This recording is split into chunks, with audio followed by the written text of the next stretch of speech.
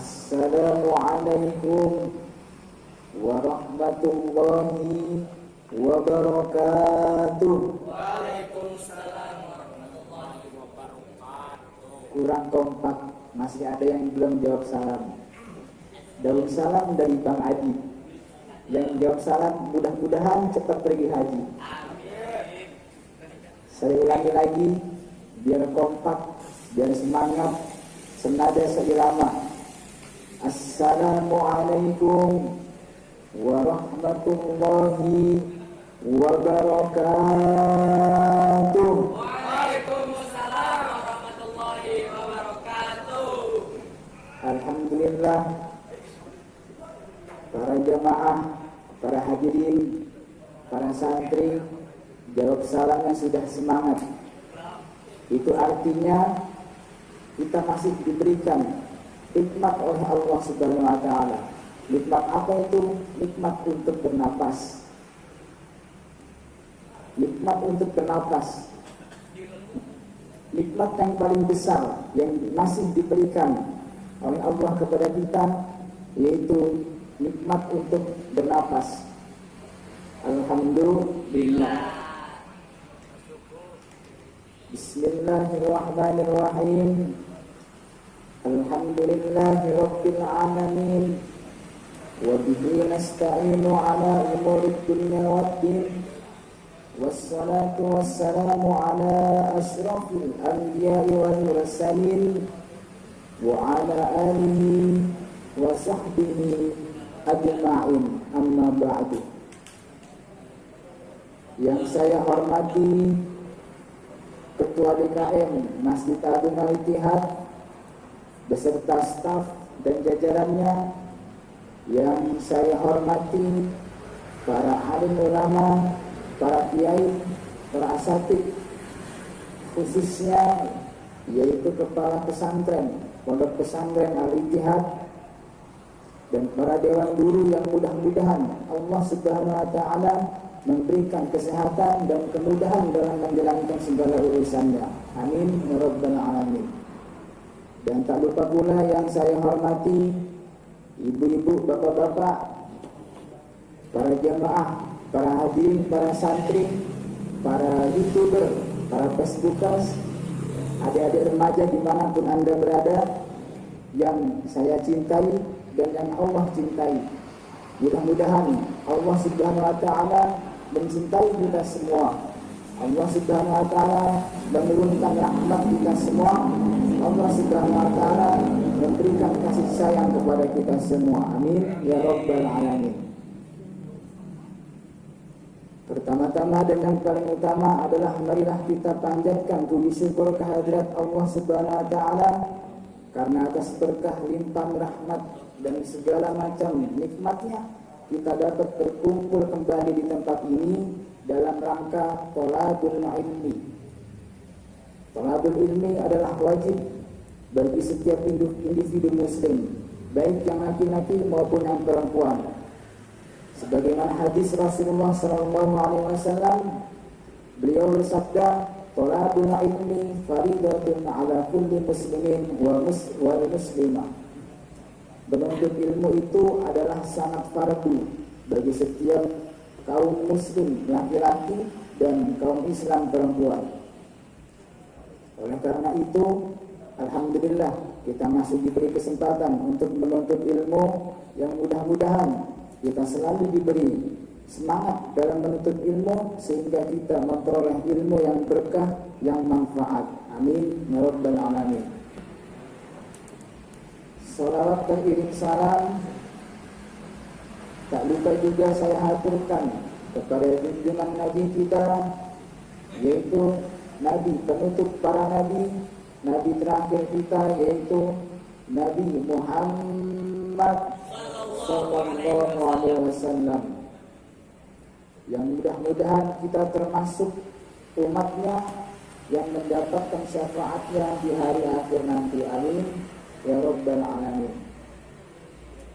Baik, sebelumnya saya ucapkan terima kasih kepada MC karena telah mengizinkan saya untuk berbicara di sini, dan kepada para hadirin, para jemaah, para santri sekalian, maka izinkanlah saya untuk berbicara di sini.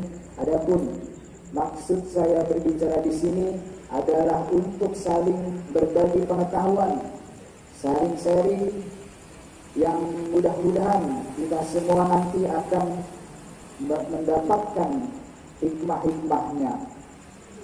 Pada kesempatan kali ini, karena sebentar lagi kita akan merayakan Hari Raya Idul Adha, maka insya Allah saya akan sedikit berbagi materi tentang Idul Adha itu sendiri, khususnya yaitu tentang sunnah-sunnah Idul Adha. Namun sebelumnya, apa itu Idul Adha? Apakah kita sudah mengetahui apa itu Idul Adha? Idul Adha merupakan sebuah hari raya Islam, di mana di hari itu ada sebuah peristiwa besar, peristiwa sejarah, yaitu Nabi Ibrahim alaihissalam ketika diperintahkan oleh Allah Subhanahu wa taala melalui mimpinya untuk menyembelih putranya, yaitu Ismail alaihissalam. Lalu Nabi Ibrahim taat dan patuh kepada perintah Allah, kemudian Nabi Ibrahim menyembelih putranya itu, dan akhirnya putranya digantikan dengan domba yang besar. Oleh karena itu, Hari Raya Idul Adha juga disebut dengan Hari Raya Kurban. Ada juga yang bilang bahwa Hari Raya Idul Adha itu merupakan lebaran haji. Kenapa demikian? Karena Hari Raya Idul Adha adalah puncaknya ibadah haji seluruh umat muslim di dunia. Ketika Hari Raya Idul Adha itu tiba, maka seluruh umat Islam di dunia mereka berkumpul, mereka yang berkesempatan untuk ibadah haji berkumpul di satu tempat, yaitu di kota Mekkah Al-Mukarramah. Mereka melaksanakan berbagai ritual ibadah haji. Oleh karena itu, Hari Raya Idul Adha disebut dengan lebaran haji. Lalu kapan Hari Raya Idul Adha itu tiba? Mungkin ada yang sudah mengetahuinya kapan Hari Raya Idul Adha itu tiba. Mungkin Mas Faisal tahu kapan Hari Raya Idul Adha tiba? Tanggal berapa? Tanggal 10 Zulhijjah. Jadi Hari Raya Idul Adha tiba yaitu jatuh pada tanggal 10 Zulhijjah. Tentu kita ingin memperoleh kebaikan-kebaikan, baik itu kebaikan yang dari apa yang telah kita lakukan ataupun kebaikan atas suatu momentum tertentu seperti Hari Raya Idul Adha ini. Nah, di Hari Raya Idul Adha ini banyak sekali kesunahan-kesunahan yang bisa kita lakukan, yang apabila kita lakukan sunnah-sunnahnya itu, maka kita akan memperoleh kebaikan-kebaikan tambahan, kita akan memperoleh fadilah-fadilah, kita akan memperoleh pahala. Karena sunnah adalah apabila kita melakukannya, maka kita akan mendapatkan pahala, dan apabila kita meninggalkannya, maka kita tidak berdosa. Adapun sunnah-sunnah sebelum Hari Raya Idul Adha, yaitu kita dapat melakukan suatu amaliyah tertentu. Apa itu amaliyah? Puasa sunnah yang kita kenal dengan puasa Tarwiyah dan puasa Arafah. Puasa Tarwiyah dan puasa Arafah dapat kita laksanakan 2 hari menjelang Idul Adha. Idul Adha jatuh pada tanggal 10, maka puasa sunnah Arafah, Tarwiyah dan Arafah dapat kita laksanakan pada tanggal 8 dan tanggal 9 Zulhijjah. Puasa Tarwiyah, puasa sunnah Tarwiyah dilaksanakan pada tanggal 8 Zulhijjah, dan puasa sunnah Arafah dapat kita laksanakan pada tanggal 9 Zulhijjah. Ada juga kesunahan lain yang dapat kita lakukan dimulai dari sebelum Hari Raya Idul Adha. Apa itu? Ialah mengumandangkan takbir atau takbiran. Takbiran dapat kita lakukan dimulai dari terbenamnya matahari pada tanggal 9 Zulhijjah sampai dengan khatib naik ke mimbar sholat Id. Dan takbiran dapat dilanjut dengan setelah sholat Id, setelah sholat fardu sampai dengan hari tasyrik berakhir. Kemudian setelah tanggal 9 Zulhijjah, yaitu tanggal 10 Zulhijjah, disinilah hari raya Idul Adha tiba. Tanggal 10 Zulhijjah ada sebuah kesunahan yang biasa kita lakukan, yang sudah sangat populer, yang sangat familiar, yaitu sholat Idul Adha. Sholat Idul Adha dilaksanakan 2 rakaat. Adapun sunnah-sunnah yang berkaitan dengan sholat Idul Adha, yaitu pertama adalah mandi terlebih dahulu. Jadi sebelum kita berangkat untuk sholat Idul Adha, kita mandi terlebih dahulu dan memakai pakaian yang terbaik. Sunnah yang selanjutnya yaitu tidak makan sebelum sholat Idul Adha. Jadi Idul Adha kebalikannya dengan Idul Fitri. Kalau Idul Fitri kita disunahkan untuk makan terlebih dahulu sebelum sholat.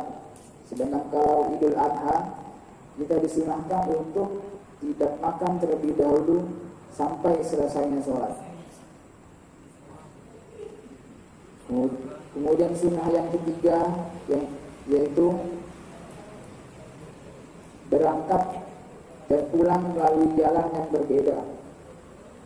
Rasulullah SAW berangkat sholat Id berjalan kaki dan pulang dengan jalan yang berbeda. Apa hikmahnya? Hikmahnya adalah kalau kita berangkat dan pulang dengan jalan yang berbeda, maka akan banyak bagian bumi yang kita pijak. Dan kalau ada banyak bagian bumi yang kita pijak, maka ada banyak saksi yang akan menjadi saksi atas suatu amaliyah yang telah kita lakukan. Kemudian setelah sholat Id ada sunnah yang